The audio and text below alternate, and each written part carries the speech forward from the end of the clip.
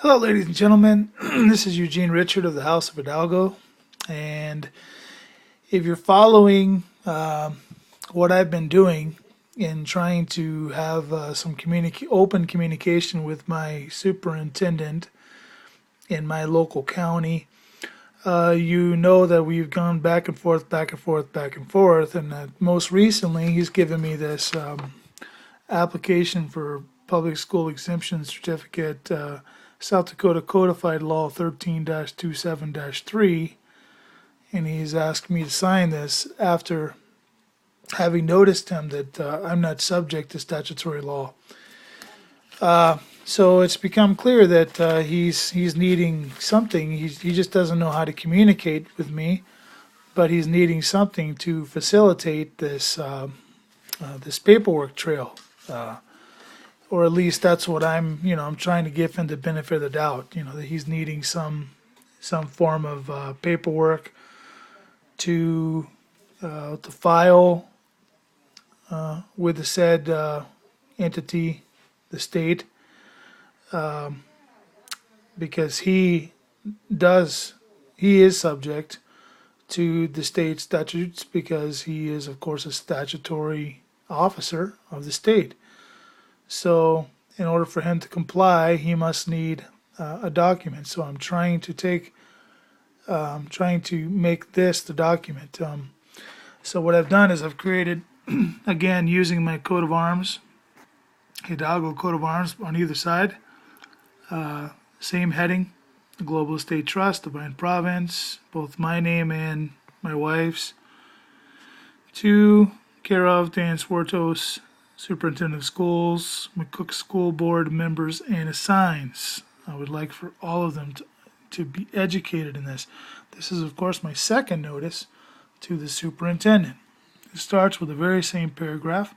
In peace and honor we come, always in pursuit of peace and restoration. We, Eugene Richard and Ruth Ann of the House of Hidalgo, are the living beneficiaries of our respective estates. Having been educated to the presumptions placed upon us by commercial, maritime, administrative, statutory law, and rebutted and rebutted the presumptions with fact in original jurisdiction, we are lawfully considered freeholders and have effectively changed our status from citizen to American nationals. This document is intended to educate you, the fiduciary, of the effects this change in status has brought about. And of course, here's where I start listing the changes. Notice of change. As I have previously expressed to you in the notice dated 14th of August in the year of our Lord 2013, we, the living beneficiaries, are not subject to statutory codes that are purposed for agents, assigns, employees, trustees, officers, and contracted citizens. You, Superintendent Dan Swartos, are attempting to recontract us into statutory law. We, the living beneficiaries, object in peace and do not consent to statutory law. Be aware that the Department of Education, Social Services, Governor of the State of South Dakota, or Governor of South Dakota, Circuit Court Judge, Sheriff, Secretary of State, and many other statutory agencies, including you, have received and not rebutted our claims. An unrebutted claim becomes fact and law. The form you handed me entitled Application for Public School Exemption Certificate, South Dakota Codified Law 13-27-3, is a signatory contract in statutory law and unapplicable to the living beneficiaries. If you require a paper trail to administer or facilitate the order that I established by noticing you of two of my 6 children staying home to be educated, please use this lawful document that has all the information you need to post in your systems. Declaration of Freeholder. names and metrics of children staying home. Anthony Richard of the House of Hidalgo, 17 years old, entering the final year of his education, will educate at home by the prescription of his overseer, Eugene Richard of the House of Hidalgo, and will be exempt from participation in any and all programs designed to circumvent the effectiveness of properly executed home education. Luis Humberto of the House of Hidalgo, 5 years old, entering his 5th year of his education, will educate at home by the prescription of his overseer, Eugene Richard of the House of Hidalgo, and will be exempt from participation in any and all programs designed to circumvent the effectiveness of properly executed home education.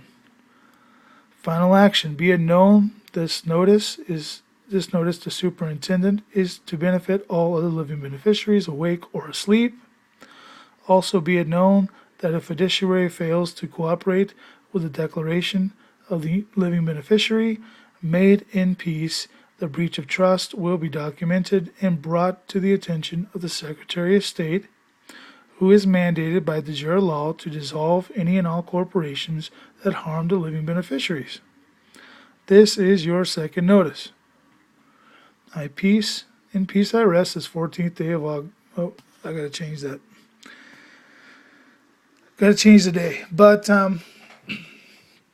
that's what the document is going to look like once I change the date. And I also saw I had a capital letter somewhere. I didn't want a capital letter too, but and staying home right there. But I wanted to point something out here. The reason I worded it the way I did,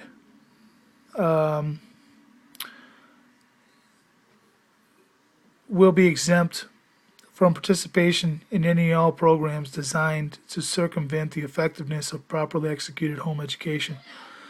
That part is very crucial to my what I'm trying to accomplish here. I'm trying to communicate with these people that education is really all education starts at home.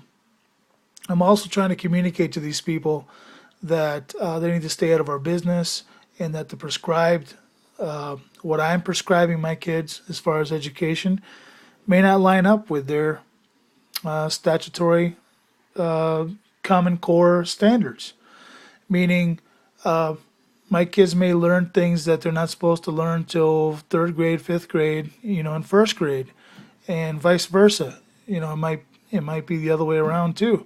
In certain cases. So in other words, when they take a standardized test, because all the kids are taking a certain guide and learning things in a certain order, they bomb the test, and then they turn around and they say, oh well, you're going to pull your kids out of home education and we're going to put them in public education because you're not teaching them right.